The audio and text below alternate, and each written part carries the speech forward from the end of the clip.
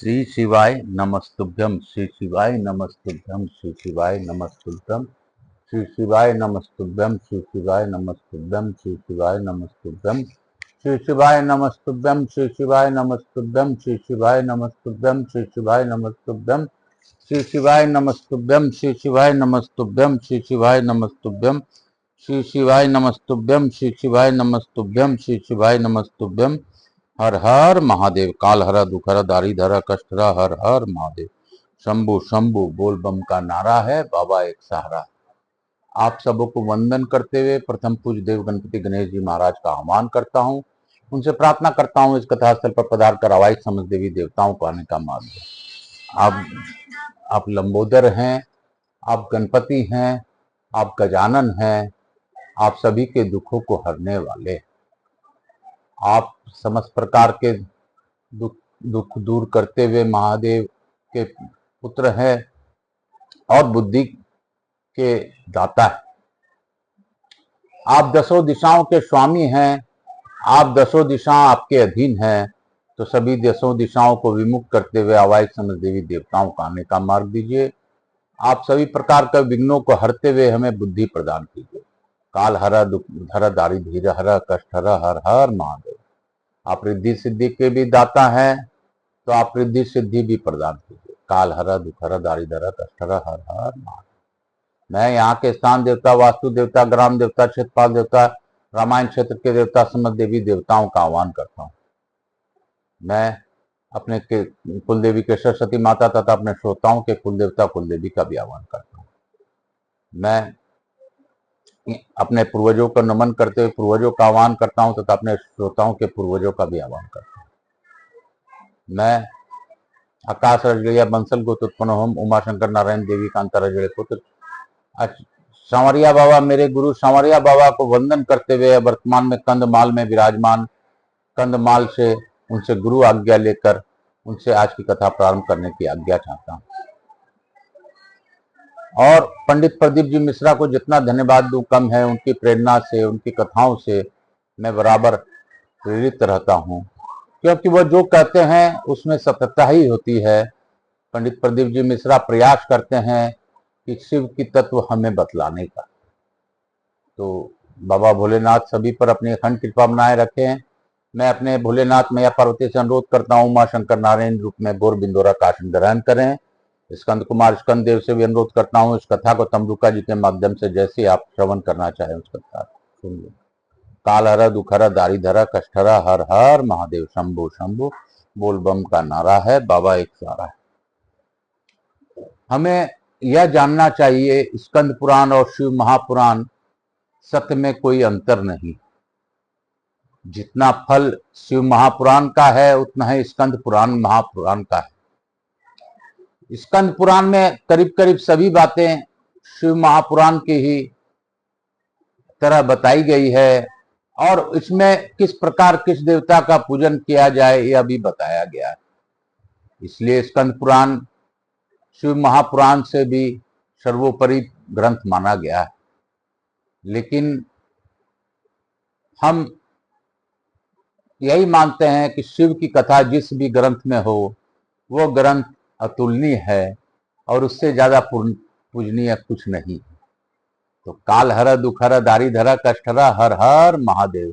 शंभु शंभु बोल बम का नारा है, बाबा एक सहारा, हर हर महादेव। कल हम लोगों ने पढ़ा था कि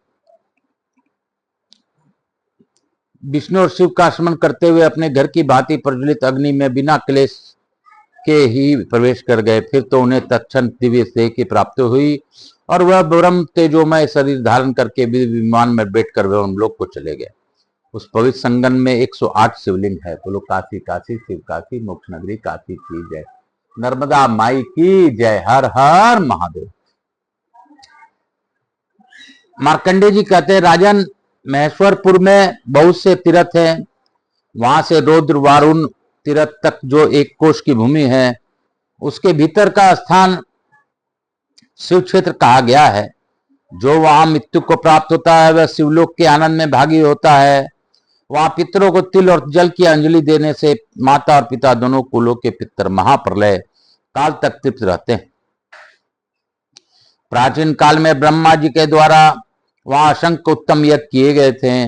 इंद्र ने भी वहां यज्ञानुष्ठान करके देवराज पद को प्राप्त किया है। कार्तवीर अर्जुन ने भी वहां पूर्व काल में 100 यज्ञ किए थे। राजन, पहले की बात है, अयोध्यापुरी में सूर्यवंशी राजा विवस्वत मनु, जो साक्षात भगवान सूर्य के ही पुत्र थे, चक्रवर्ती नरेश के पद पर प्रतिष्ठित थे। वे सदा यज्ञ दान में तत्पर रहते थे।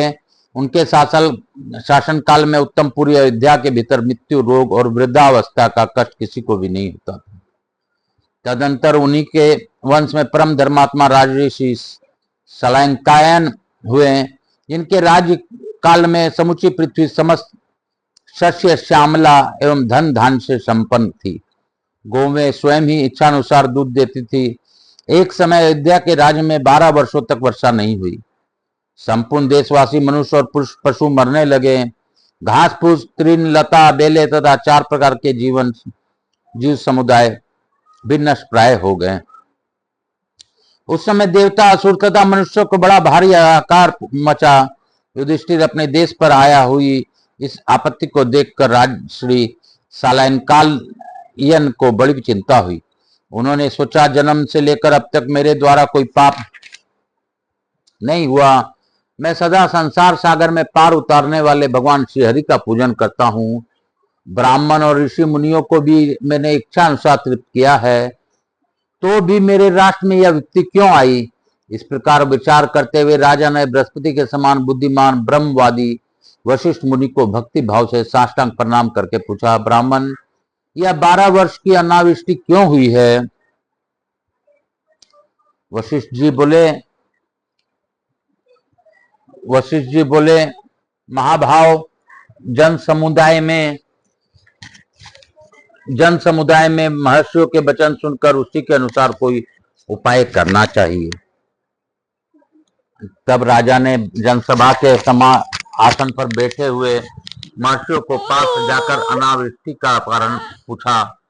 उनके पूछने पर महर्षि लोग इस प्रकार बोले, राजन, काम कर, जाओ, जे करो, जी। ए सत्यम,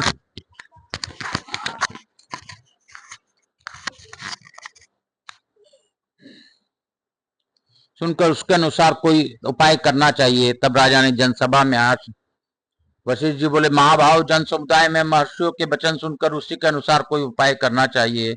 तब राजा के जनसभा से आसन पर बैठे हुए महर्षियों के पास जाकर अनावृष्टि का कारण पूछा।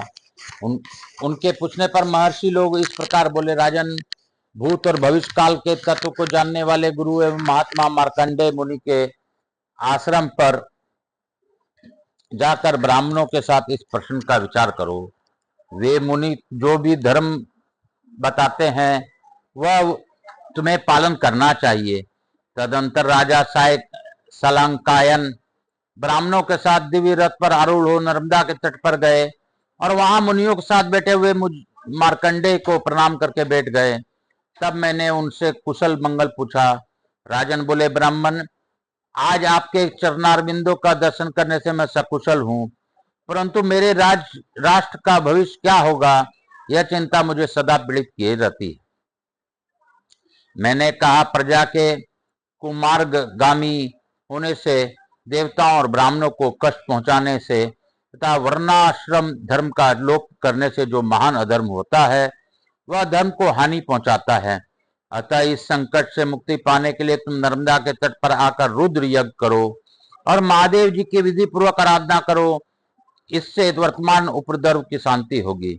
बादल इच्छा के अनुसार वर्षा करेंगे और पुनः सृष्टि का सारा कार्य पूर्ववत चलने लगेगा। तुम भी पाप दोष से छूट जाओगे तथा राज्य और स्वर्ग पाओगे।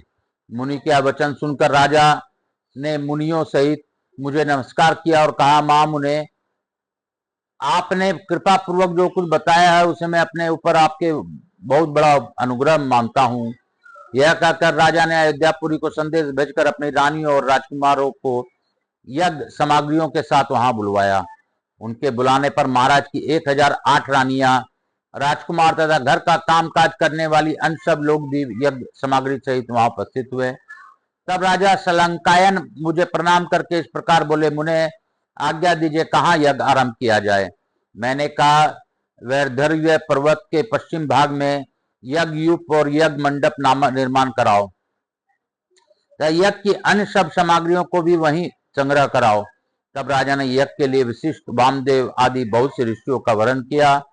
यज्ञ मंडप में सोने के बड़े बड़े खंभे लगाए गए, जिनमें वहां बड़ी शोभा हो रही थी। कुंड, वेदी और श्रुवा आदि सब स्वर्णमय थे। नाना प्रकार के भोज पदार्थ तथा भांति भांति के रस तैयार किए गए थे। वेद पाठी ब्राह्मणों द्वारा देवताओं का आह्वान और पूजन किया गया। होम कुंड में अग्नि का आधान हुआ। धूम रहित अग्नि प्रज्वलित हो उठी। वेद मंत्रों के उच्चारण से आकाश गूंज उठा। आहुतियां दी गए जाने लगी। इस प्रकार विधि पूर्वक यज्ञ पूर्ण होने पर जब सब लोग अवभूत स्नान के लिए नर्मदा को गए, तब उसका जल सूखा दिखाई दिया। यह देख राजा को बड़ा आश्चर्य हुआ। उन्होंने मुनिवर दुर्वासा जी से पूछा, यह क्या हुआ? वर्षा भी कहीं नहीं हुई और नर्मदा का जो पुराना जल था वह भी सूख गया, इसका क्या कारण है? राजा का प्रश्न सुनकर दुर्वासा बोले, राजन, जल तो सभी लोगों को अभिष्ट है। तप, होम और वेद मंत्र ब्राह्मणों के अधीन है और यज्ञ, रक्षा एवं दक्षिणा यजमान के अधीन। सो सब कुछ विधिवत संपन्न हुआ है। नर्मदा जल रहित हो गई और मेघ अभी तक पानी नहीं बरसाते। इससे हताश होने की अवस्था नहीं है। जो चली गई है उसे नर्मदा नदी के आने की बाट देखो। तब राजा ने नर्मदा की स्तुति प्रारंभ की। सुरेश्वरी, तुम्हें नमस्कार है। संक्रात्मजे, तुम्हें नमस्कार है। ईडा, पिंगला, उमा, गंगा, सरस्वती, वेद माता, गायत्री, सावित्री, सरस्वती, ब्राह्मणी, वैष्णवी और गौरी, सब कुछ तुम्ही हो। तुम्ही परम यशस्विनी लोक माता लक्ष्मी हो। पृथ्वी पर जितने भी तीर्थ बताए गए हैं वे सब तुमसे व्याप्त हैं। समस्त चराचर जगत तुम्हारे जल से व्याप्त है। जगत में ऐसा कोई स्थान नहीं दिखाई देता जो तुम्हारे जल से आवृत न हो। तुम्हारे जल में स्नान करने मात्र से तृप्त होकर सब जीव परम गति को प्राप्त होते हैं। अमित तेजस्वी राजा के मुख से यह सत्वन सुनकर नर्मदा देवी ने उन्हें प्रत्यक्ष दर्शन दिया और कहा, राजन, तुम्हारे मन में जो अभिलाषा हो उसके अनुसार वर मांगो। राजा ने कहा, देवी, तुम 7 पूर्व के और 7 दूसरे प्रवाहों के अक्षय करो। नर्मदा बोले, राजन, लो, यह वरदान मैंने तुम्हें यथार्थ रूप से दे दिया। ऐसा कहकर सरिताओं में श्रेष्ठ नर्मदा जल राशि से परिपूर्ण हो विस्तृत प्रभाव से बहने लगी। राजा सलायनकायन का यह अद्भुत कर्म देखकर सत्य धर्म प्रायण सभी महर्षि उनकी प्रशंसा करने लगे। तदंतर उन सब ने नर्मदा में स्नान, आवागमन, जलपान और पितृ तर्पण किया। तत्पश्चात सर्वस्व दक्षिणा पाए वे ब्राह्मणों ने वह यज्ञ समाप्त किया।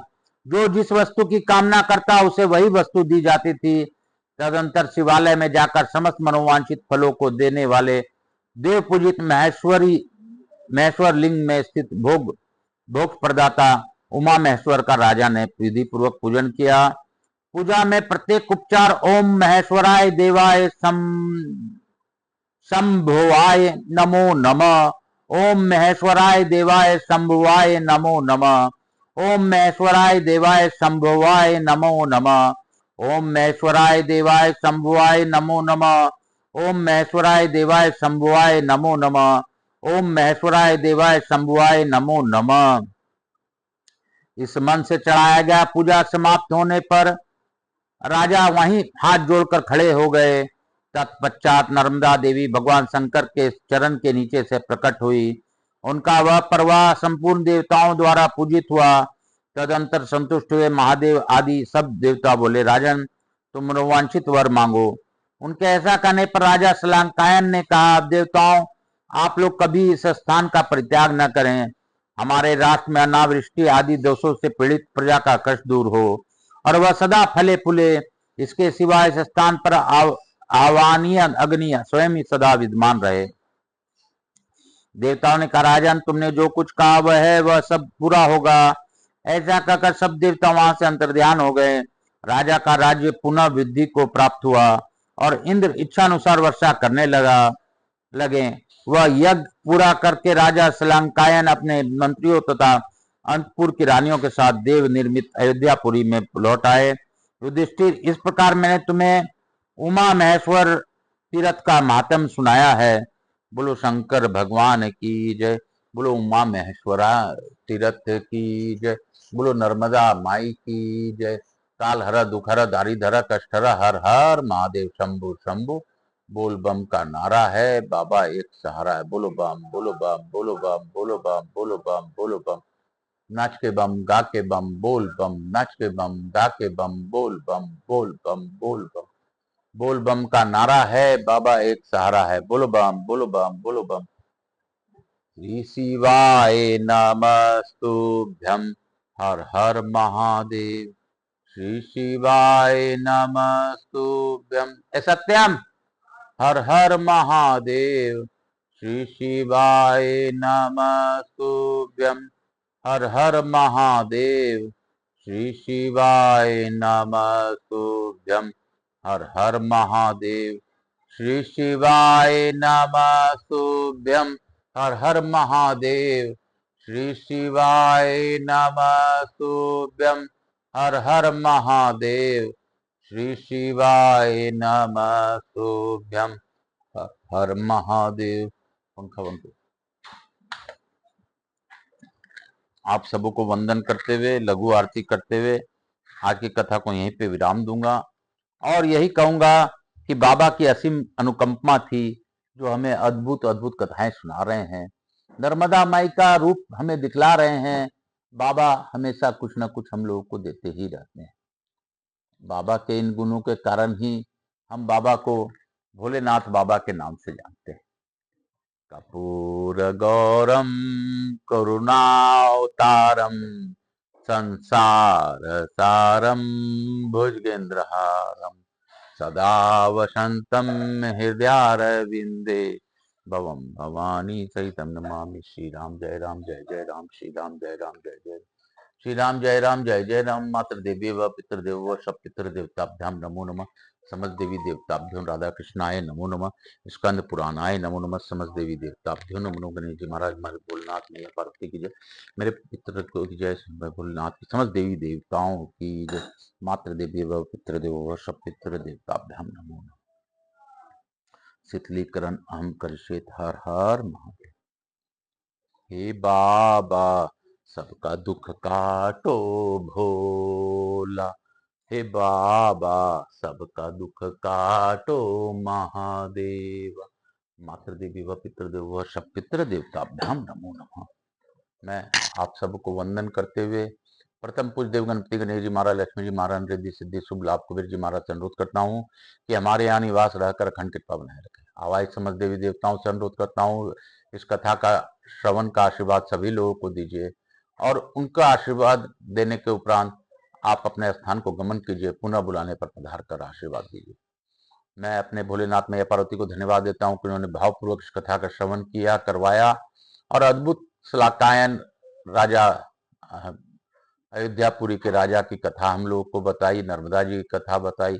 इसके लिए उनको धन्यवाद है। बाबा अपनी अखंड कृपा हम लोगों पर कर बनाए रखिए। हम लोग के दुखों का नाश आप ही जाने, आपका काम जाने। जो इस कथा का श्रवण करे उन्हें कथा श्रवण का लाभ दीजिए। जो इस कथा का आगे की ओर बढ़ाते हुए श्रवण करे और सब्सक्राइब करे, उनके दुखों में उनका साथ दीजिए। बाबा मेरी बिगड़ी तो आप ही जानो, आपका काम जाने, मैं तो बस निमित्त मात्र हूँ। काल हर दुख हर दारिधर कष्ट हर, हर हर महादेव शंभु शंभु। बोल बम का नारा है, बाबा एक सहारा। बोलो बम।